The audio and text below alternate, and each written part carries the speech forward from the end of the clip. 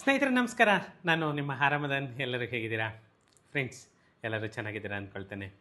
ಮತ್ತು ಇವತ್ತು ನಮ್ಮ ಕರ್ನಾಟಕ ಸರ್ಕಾರದಿಂದ ಒಂದು ಮಹತ್ವದ ಒಂದು ಆದೇಶವನ್ನು ನೋಡಿದೆ. ಅದಕ್ಕೆ ಬಗ್ಗೆನೇ ಮಾತಾಡೋಣ ಅಂತ ಹೇಳ್ಬಿಟ್ಟು ಈ ವಿಡಿಯೋ ಮಾಡ್ತಾಯಿದ್ದೀನಿ. ಏನಂದರೆ ತುಂಬ ಜನ ತುಂಬ ಕಂಪ್ಲೇಂಟನ್ನು ಮಾಡಿದಿರಿ ನನ್ನ ಹತ್ರ. ಸರ್, ನಮ್ಮ ಮನೆಗೆ KEB ಕನೆಕ್ಷನ್ ಕೊಡ್ತಾ ಇಲ್ಲ, ಬೆಸ್ಕಾಮ್ ಅವರು ಕಲೆಕ್ಷನ್ ಕೊಡ್ತಾ ಇಲ್ಲ, ಟೆಂಪ್ರವರಿ ಕಲೆಕ್ಷನ್ನು ಇಲ್ಲ, ಪರ್ಮನೆಂಟ್ ಕಲೆಕ್ಷನ್ನು ಇಲ್ಲ, OC ಕೇಳ್ತಾ ಇದ್ದಾರೆ, CC ಕೇಳ್ತಾ ಇದ್ದಾರೆ ಅಂತ ಹೇಳ್ಬಿಟ್ಟು ತುಂಬ ಜನ ತುಂಬ ಕಂಪ್ಲೇಂಟನ್ನು ಮಾಡ್ತಾಯಿದ್ರಿ. ಆದರೆ ಇವತ್ತು ನಮ್ಮ ಕರ್ನಾಟಕ ಸರ್ಕಾರ ಒಂದು ಮಹತ್ವವಾದಂತಹ ಒಂದು ಡಿಸಿಷನನ್ನು ತಗೊಂಡಿದೆ. ಇಡೀ ನಮ್ಮ ಕರ್ನಾಟಕ ರಾಜ್ಯದಾದ್ಯಂತ ಸ್ವಂತ ಮನೆ ನಿರ್ಮಿಸಿ ಶಾಶ್ವತ ವಿದ್ಯುತ್ ಸಂಪರ್ಕಕ್ಕಾಗಿ ನಮ್ಮ BBMP ಅಥವಾ ಸ್ಥಳೀಯ ಸಂಸ್ಥೆಗಳ ಸ್ವಾಧೀನ ಅನುಭವ ಪ್ರಮಾಣಪತ್ರ OC ಅಂತ ಏನು ಹೇಳ್ತಿದ್ವಿ, ಆ OCಯನ್ನು ಪಡೆಯೋದಕ್ಕೋಸ್ಕರ ಏನು ಅಲೀತಾ ಇದ್ರು ಜನ, ಅವರಿಗೆಲ್ಲರಿಗೂ ಕೂಡ ನಮ್ಮ ಕರ್ನಾಟಕ ಸರ್ಕಾರ ಒಂದು ಸಿಹಿ ಸುದ್ದಿಯನ್ನೇ ಕೊಟ್ಟಿದೆ ಅಂತ ಹೇಳಿದ್ರೆ ನಿಜವಾಗೂ ಕೂಡ ತಪ್ಪಾಗಲಾರದು.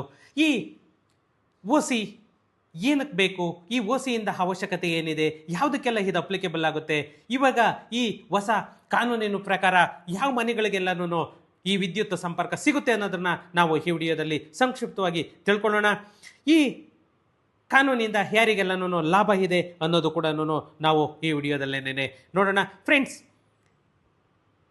2026 ಮೇ 31 ಒಳಗೆ ಈಗಾಗಲೇ ಅರ್ಜಿ ಸಲ್ಲಿಸಿರುವಂತಹ ಪ್ರಕರಣಗಳಾಗ್ಬೋದು, ಅಥವಾ ತಾತ್ಕಾಲಿಕ ವಿದ್ಯುತ್ ಪಡೆದು ಕಟ್ಟಡ ಪೂರ್ಣಗೊಳಿಸಿರುವಂತಾಗಿರ್ಬೋದು, ಅಥವಾ ಯಾವುದೇ ವಿದ್ಯುತ್ ಸಂಪರ್ಕ ಪಡೆಯದೆ ಕಾಮಗಾರಿ ಮುಗಿಸಿರುವಂಥವರಾಗ್ಬೋದು, ಇವರೆಲ್ಲರಿಗೂ ಕೂಡ ಈ ಕಾನೂನು ಅಪ್ಲಿಕೇಬಲ್ ಆಗುತ್ತೆ.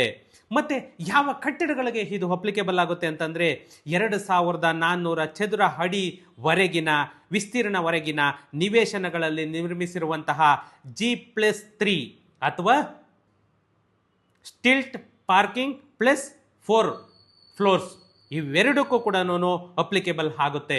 ಮತ್ತು ಯಾವಾಗಿಂದನೂ ನೀವು ಅರ್ಜಿ ಸಲ್ಲಿಸಬೇಕು ಅಂತಂದರೆ ಜೂನ್ 22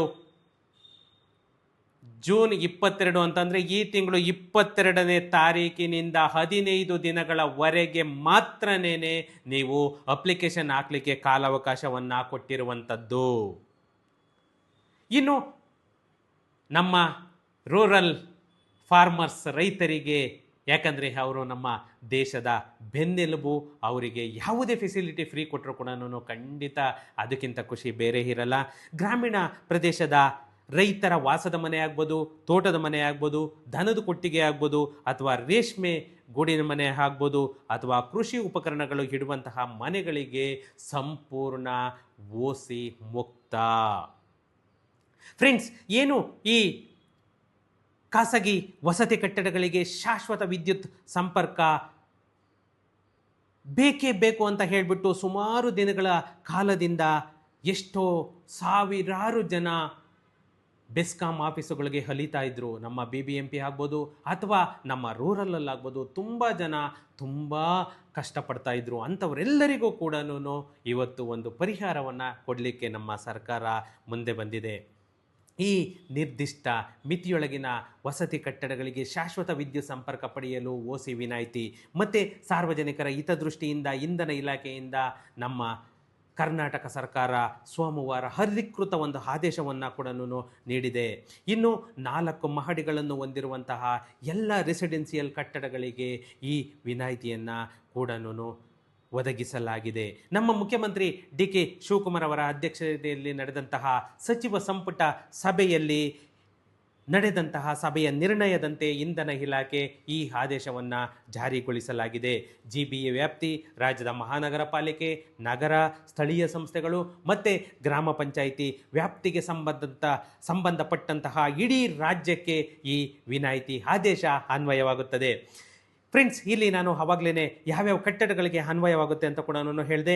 ಏನು ಅಪ್ ಟು 2400 ಸ್ಕ್ವೇರ್ ಫೀಟ್ವರೆಗೂ ನೀವೇನು ಕನ್ಸ್ಟ್ರಕ್ಷನ್ ಮಾಡಿರ್ತೀರಾ 2400 ಅಡಿಗಳಿವರೆಗೂ, ಅದರಿಂದ ಮೇಲ್ಪಟ್ಟಂತಹ ಬಿಲ್ಡಿಂಗ್ಗಳಿಗೆ ಖಂಡಿತ OC ಮಸ್ಟ್ ಆ್ಯಂಡ್ ಶುಡ್ ಬೇಕೇ ಬೇಕು. ಇಲ್ಲ ಅಂತಂದರೆ ನಿಮಗೆ ಯಾವುದೇ ಕಾರಣಕ್ಕೂ ಕೂಡ ನಿಮಗೆ ವಿದ್ಯುತ್ ಸಂಪರ್ಕ ಕೊಡಲ್ಲ.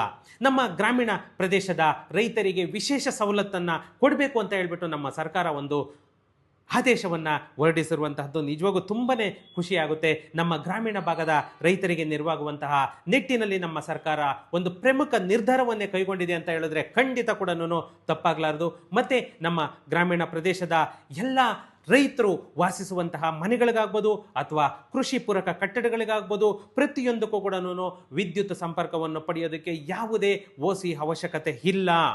ರೈತರು ವಾಸ ಮಾಡುವಂತಹ ಮನೆ ಆಗ್ಬೋದು ಅಥವಾ ಒಂದು ತೋಟದ ಮನೆ ಆಗ್ಬೋದು ಅಥವಾ ಅವರು ಕೃಷಿ ಉಪಕರಣಗಳನ್ನು ಇಡುವಂತಹ ಮನೆ ಆಗ್ಬೋದು ಅಥವಾ ಒಂದು ರೇಷ್ಮೆ ಗೂಡಿನ ಮನೆ ಆಗ್ಬೋದು ಪ್ರತಿಯೊಂದಕ್ಕೂ ಕೂಡ ಯಾವುದೇ ಕಾರಣಕ್ಕೂ ಕೂಡ ಇನ್ನು ಮೇಲೆ ಓಸಿ ಕೇಳುವಂತಹ ಅವಶ್ಯಕತೆ ಇಲ್ಲ. ಬೆಸ್ಕಾಂ ಅವರು ಇವರು ಅಪ್ಲಿಕೇಶನ್ ಆಗೋದ್ರು ಅಂತಂದರೆ 100% ಅವರು ವಿದ್ಯುತ್ ಸಂಪರ್ಕವನ್ನು ಅದೇನಿದೆ ಚಾರ್ಜಸ್ ನಾಮಿನಲ್ ಚಾರ್ಜಸ್ ತಗೊಂಡು ಇವರು ವಿದ್ಯುತ್ ಸಂಪರ್ಕವನ್ನು ಕೊಡಬೇಕು. ಈ ಆದೇಶದ ಅನ್ವಯ ನೋಡೋದಾದರೆ ನಾವು ರಾಜ್ಯದ ಎಸ್ಕಾಂಗಳು ಸಾರ್ವಜನಿಕರಿಗೆ ವಿದ್ಯುತ್ ಸಂಪರ್ಕ ನೀಡಲು ಅನುಸರಿಸಬೇಕಾದಂತಹ ಸಾಮಾನ್ಯ ಮಾರ್ಗಸೂಚಿಗಳನ್ನು ಇಂಧನ ಇಲಾಖೆ ಪ್ರತ್ಯೇಕವಾಗಿ ಶೀಘ್ರದಲ್ಲೇ ಪ್ರಕಟಿಸಲಾಗುತ್ತೆ ಅಂತ ಕೂಡ ನಮ್ಮ ಮಾನ್ಯ ಮುಖ್ಯಮಂತ್ರಿಗಳು ಹೇಳಿದ್ದಾರೆ. ಫ್ರೆಂಡ್ಸ್, ಇಲ್ಲಿ ಈ ಕಾನೂನು ಏನು ಆದೇಶ ತಂದಿದ್ದಾರೆ ಇದರಿಂದ ಯಾರೆಲ್ಲ ಲಾಭವನ್ನು ಪಡಿಬೋದು ಅಂತಂದರೆ ಶಾಶ್ವತ ವಿದ್ಯುತ್ ಸಂಪರ್ಕ ಅಂದರೆ ಪರ್ಮನೆಂಟ್ ಕನೆಕ್ಷನ್ ಅಂತ ಏನು ಹೇಳ್ತೀವಿ. ಈ ಪರ್ಮನೆಂಟ್ ಕನೆಕ್ಷನ್ಗೆ ಈಗಾಗಲೇ ಅಂದರೆ 2026 ಮೇ 31 ಒಳಗೆ ಯಾರೆಲ್ಲ ಅರ್ಜಿಯನ್ನು ಸಲ್ಲಿಸಿದ್ದಾರೆ ಅಂತಹ ಪ್ರಕರಣಗಳಿಗೂ ಕೂಡ ಈ ಆದೇಶ ಅನ್ವಯವಾಗುತ್ತೆ. ಮತ್ತು ತಾತ್ಕಾಲಿಕ ಟೆಂಪರವರಿ ಕನೆಕ್ಷನನ್ನು ಯಾರೆಲ್ಲ ತಗೊಂಡಿದ್ದಾರೆ ಅವರಿಗೂ ಕೂಡ ಈ ಆದೇಶ ಅನ್ವಯ ಆಗುತ್ತೆ. ಮತ್ತು ಯಾವುದೇ ವಿದ್ಯುತ್ ಸಂಪರ್ಕ ಇಲ್ಲದೆ ಕಾಮಗಾರಿಯನ್ನು ಏನಾದರೂ ಪೂರ್ಣಗೊಳಿಸಿದರೆ ಅಂತಹ ಕಟ್ಟಡಗಳಿಗೂ ಕೂಡ ಇದು ಅಪ್ಲಿಕೇಬಲ್ ಆಗುತ್ತೆ. ಫ್ರೆಂಡ್ಸ್, ಇಲ್ಲಿ ನಿಜವಾಗೂ ಕೂಡ ಕರ್ನಾಟಕ ಸರ್ಕಾರ ಈ ಥರ ಒಂದು ಯೋಜನೆಗಳನ್ನು ತರ್ತಾ ಇದ್ರೆ ಜನಗಳಿಗೆ ಅದಕ್ಕೆ ನಿಜವಾಗೂ ಅವರು ಒಂದು ಇದಕ್ಕೆ ಮೀಸಲಿಡುವಂತಹ ಒಂದು ಸಮಯವನ್ನು ಅವರು ಬೇರೆ ಇದಕ್ಕೆ ಮೀಸಲಿಟ್ಕೊಂಡು ಅಟ್ಲೀಸ್ಟ್ ಸ್ವಲ್ಪ, ಯಾಕಂದರೆ ಎಷ್ಟೋ ಜನ ವೀಕ್ ಡೇಸಲ್ಲೇ ಹೋಗಬೇಕು, ಅವರಿಗೆ ಬಂದ್ಬಿಟ್ಟು ಈ ಗಾರ್ಮೆಂಟ್ಸಲ್ಲಿ ಕೆಲಸ ಮಾಡೋರಾಗ್ಬೋದು ಅಥವಾ ಫ್ಯಾಕ್ಟ್ರಿಗಳಲ್ಲಿ ಕೆಲಸ ಮಾಡೋರಾಗ್ಬೋದು, ಅಂಥವರೆಲ್ಲನೂ ವೀಕ್ ಡೇಸಲ್ಲಿ ಅವರು ಹೋಗ್ಲಿಕ್ಕೆ ಆಗಲ್ಲ. ಅವರು ರಜಾ ಹಾಕ್ಕೊಂಡು ಅಲ್ಲೆಲ್ಲನೂ ದುಡ್ಡುಗಳನ್ನ ಇದು ಮಾಡಿಕೊಂಡು ಇದು ಮಾಡೋ ಪರಿಸ್ಥಿತಿಯನ್ನು ನಮ್ಮ ಕರ್ನಾಟಕ ಸರ್ಕಾರ ನಿಜವಾಗೂ ಕೂಡ ತಪ್ಪಿಸ್ತು. ಇಂತಹ ಒಂದು ಸವಲತ್ತುಗಳನ್ನ ನಮ್ಮ ಸರ್ಕಾರ ಪ್ರತಿಯೊಬ್ಬ ನಾಗರಿಕರಿಗೂ ಕೂಡ ಮಿಡ್ಲ್ ಕ್ಲಾಸ್ ಫ್ಯಾಮಿಲಿಯವರಾಗ್ಬೋದು ಅಥವಾ ಪೂರ್ ಫ್ಯಾಮಿಲಿ ಆಗ್ಬೋದು ಎಲ್ಲರಿಗೂ ಕೂಡ ಇಂತಹ ಒಂದು ವಿಶೇಷ ಸವಲತ್ತುಗಳನ್ನ ಒದಗಿಸ್ಲಿ ಅಂತ ಹೇಳಿಬಿಟ್ಟು ನಮ್ಮ ಮಾನ್ಯ ಡಿ ಕೆ ಶಿವಕುಮಾರ್ ಅವರಿಗೆ ನನ್ನ ಕಡೆಯಿಂದ ಕೂಡ ಒಂದು ಕೃತಜ್ಞತೆಯನ್ನು ಹೇಳ್ತಾ ಅವರು ಇದೇ ರೀತಿಯಾಗಿ ನಮ್ಮ ರೈತರಿಗೆ ಸ್ಪಂದಿಸಲಿ ಮತ್ತು ಸಾರ್ವಜನಿಕರಿಗೆ ಸ್ಪಂದಿಸಲಿ. ಅವರು ಎಲ್ಲಿವರೆಗೂ ಇರ್ತಾರೆ ಅಲ್ಲಿವರೆಗೂ ಕೂಡ ಜನಗಳ ಬಗ್ಗೆ ಸ್ವಲ್ಪ ಕಾಳಜಿಯನ್ನು ತಗೊಳ್ಳಿ, ಅಂದರೆ ನಿಜವಾಗೂ ಕೂಡ ತಗೊಂಡು ಈ ಥರ ಫೆಸಿಲಿಟೀಸನ್ನು ಕೊಡಲಿ ಅಂತ ಹೇಳ್ತಾ ಫ್ರೆಂಡ್ಸ್ ಸಿಗೋಣ ನೆಕ್ಸ್ಟ್ ವಿಡಿಯೋದಲ್ಲಿ. ಯಾರಿಗೆಲ್ಲನೂ ಈ ವಿದ್ಯುತ್ ಸಂಪರ್ಕ CC OC ಅಥವಾ ನಿಮಗೆ ಒಂದು ರಿಯಲ್ ಎಸ್ಟೇಟ್ ಸಂಬಂಧಪಟ್ಟಂತಹ ಯಾವುದೇ ಸರ್ವಿಸ್ ಬೇಕಿದ್ರೂ ಕೂಡ ನಮ್ಮ ಆಫೀಸಿಗೆ ನೀವು ವಿಸಿಟ್ ಮಾಡಿ. ಪ್ರತಿಯೊಂದು ಪ್ರಾಬ್ಲಮಿಗೂ ಕೂಡ ಇಲ್ಲಿ ನಮ್ಮ ಆಫೀಸಿಂದ ಸೊಲ್ಯೂಷನ್ ಸಿಗುತ್ತೆ. ಓಕೆ ಫ್ರೆಂಡ್ಸ್, ಸಿಗೋಣ ನೆಕ್ಸ್ಟ್ ವಿಡಿಯೋದಲ್ಲಿ. Thank you.